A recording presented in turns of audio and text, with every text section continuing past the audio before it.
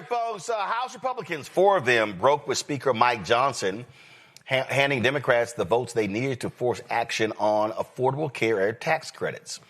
That's right. The lawmakers, Brian Fitzpatrick, Mike Lawler, Rob Bresnahan, and Ryan McKenzie signed on to a discharge petition led by Democratic House Minority Leader Hakeem Jeffries that pushed the petition past the critical 218 signature mark, setting up a likely vote in early January. Now, the GOP health care bill, if it moves forward, the measure would extend the Affordable Care Act's enhanced tax credits for 3 years. Those subsidies are set to expire December 31st, and without them, millions of Americans could see their health insurance premiums jump sharply.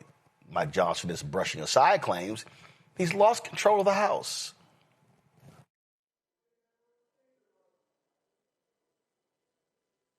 Can you tell us about your conversation right now with Congressman Lawler?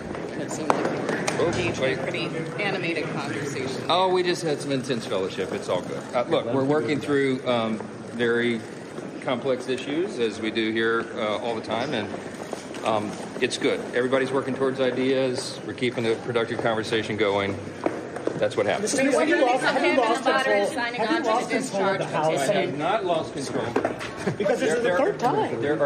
Look, we have the smallest majority in U.S. history, okay? These are not normal times. There are processes and procedures in the House that are less frequently used when there are larger majorities. And when you have the luxury of having 10 or 15 people who disagree on something, you don't have to deal with it. But when you have a razor-thin margin, as we do, and all the procedures in the book people think are on the table, and that's different. So Step aside. Leadership brought this on themselves. When will the vote happen? Will it happen in January? Everybody stay tuned. We're having conversation. Will you hold a vote on the discharge? Bye, guys. Okay, if y'all wanted to laugh, though, here is crazy, demented Republican Chip Roy. I mean, the broke clock is right twice a day. This was before the vote. Now, he didn't vote with these 4, but let's just say he didn't have many kind words for his own party over their failure to address health care. Listen to this.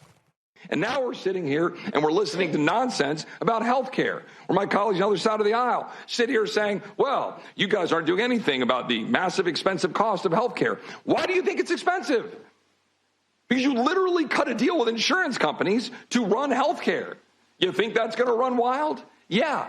That's why they have 2,000% profit increases, and the American people can't afford to go to the doctor of their choice while we enrich insurance companies. And yet Republicans will complain about it, and then they'll offer milquetoast garbage like we're offering this week, and then go home at Christmas and say, look at what we're doing. We're campaigning on reducing health care. Well, congratulations. At some point, people will look at this body and say, maybe we should get rid of all 435 members of the House and all 100 members of the Senate and start over, because Congress is literally failing the American people. I yield back.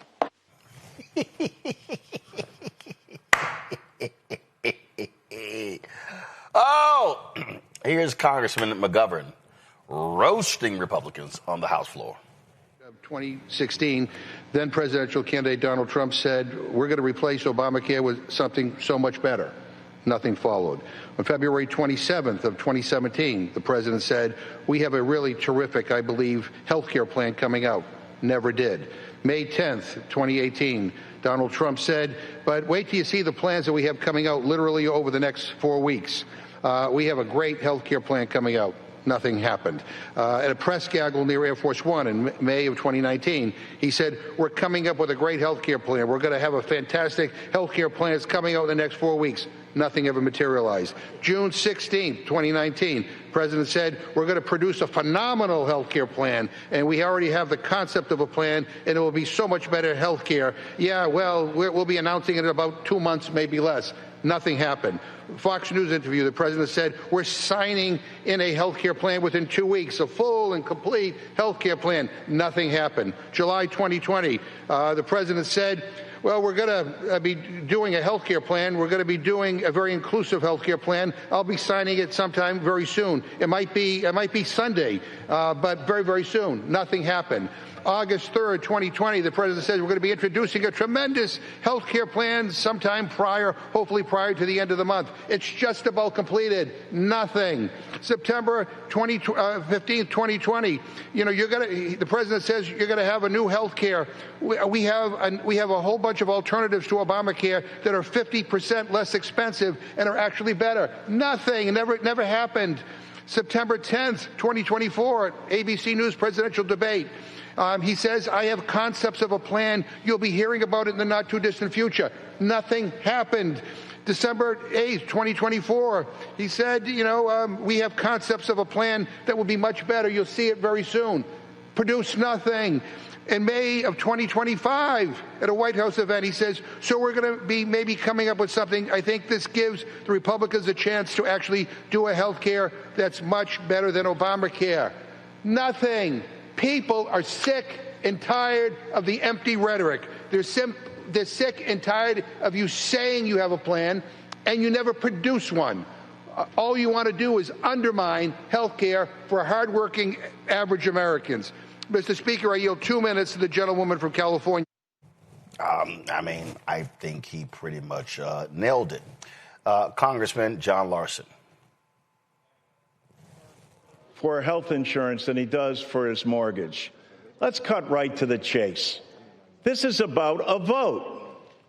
The American people, this great democracy that we live in, this once chamber that could actually discuss and debate issues, Speaker Johnson should be bringing this bill to the floor today. Do you have the courage to vote, or are you going to run and hide? You have 4 of you who stood up and said, you know what, in a democracy, this deserves a vote. Listen carefully, American people, how they decry this bill, and yet they won't even have a vote. You, Robbie, go online and... That's who they are, Zabora. Here's why these 4 cross. Because their asses are in trouble. They come from swing districts. And the bottom line is, let me remind people, okay, especially the people who said, Democrats should have never Democrats should have never stood their ground when it came to the government shutdown. It was going to be a failure. So let me just help some people out here. You had Democrats who were saying, let's get a 6-month or a year extension. We had Congresswoman Laura Underwood on the show, and she presented a bill that said, hey, let's extend subsidies for a year. The discharge position was 3 years.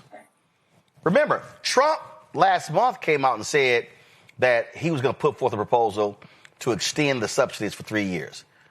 They know Zabor. They do not want health care to be on the ballot in 2026 or 2028. And they're sitting here because here's the deal. White folks who vote Republican in West Virginia and Mississippi and Alabama and Idaho and Nebraska and Wisconsin and Illinois and Pennsylvania, and I can go on and on and on, they're going to lose health care. And these Republicans are like, we're going to get our asses kicked at the ballot box, and we're not going to have jobs. That's what this is all about. Of course it is. They know what's on the table. This is the concept of the plan they voted for, right? He told them, well, I have a concept of a plan. You've never had a plan. And in all of these southern states and all of these Republican states, individuals use these ACA subsidies. And without them, it's like saying, hey, let's double my rent and see what's going to happen. People can't afford to have their insurance premiums doubled.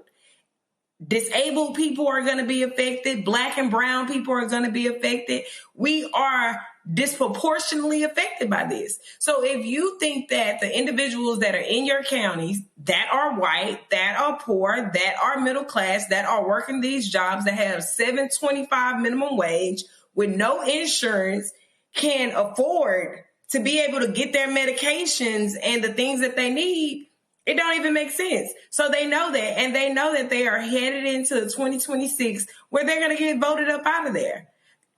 Districts are flipping. Too much is happening to where you can't keep ignoring the fact that this is a voting year, and it's going to be more people flip. It's going to be more people come on the side of, hey, what are y'all going to do? Are y'all going to vote, or are we going to bring it to a vote? Can we have a discussion about it? What are we going to do to make sure that our individuals in our communities are not lacking health care? This doesn't make sense. Oh, absolutely. And they're just sitting here going, man, we going to lose bad on this. Here's actually Mike Lawler talking about it. I am pissed for the American people. This is absolute bullshit. And it's absurd that we are in a body with 435 members. Everybody has a responsibility to serve their district, to serve their constituents. What do you say, though, to the speaker who's not going to give you a vote on this ACA extension? That's a failure of leadership. I mean, we have, members on both sides who believe this is an urgent issue, and it is for all of our members in terms of what their constituents are going to have to deal with in the start of the new year. So what's wrong with having a vote? Yeah, that's kind of what happens. And so now they are really concerned. Zabor, Donald Trump is going to speak to the nation today. I don't know what the hell he's going to talk about. I mean, I don't really give a shit. Trust me, we're not going to be carrying his dumbass address to the nation. I guess it's tomorrow night. I don't know when. I really don't care. There's nothing he can say. He's an idiot. I think the best thing that he could actually say is, I resign. That would be great. That would be the best thing he could say. What can he say? What is he going to say? That we're losing more jobs, that every time a Republican gets into office, we go into a recession? I don't know what he could be addressing right now. We're losing insurance, we're losing jobs, and you haven't even made a year yet. If you're not going to say anything besides resign, you could just keep your whole address. Yeah, so I don't really give a shit. I just really don't. This is your chance to own a piece of the creator economy. And with Start Engine, investing in Fanbase couldn't be easier. Just visit startengine.com/fanbase and click Get Equity. Opportunities like this don't stay open long, but your investment can help build a platform that pushes the future of social media forward.